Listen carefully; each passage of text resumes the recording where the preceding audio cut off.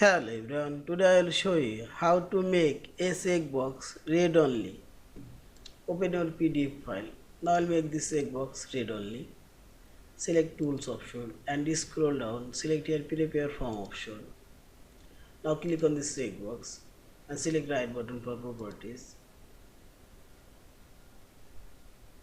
and select general option. Here you will find this read only option. So you will select read only and close and preview. Now you cannot uncheck this checkbox. Also this too you can uncheck. Also I'll make this one read only and preview and see this.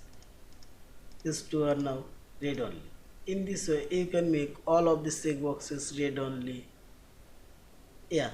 Thank you for watching. Please subscribe, like, share and comments.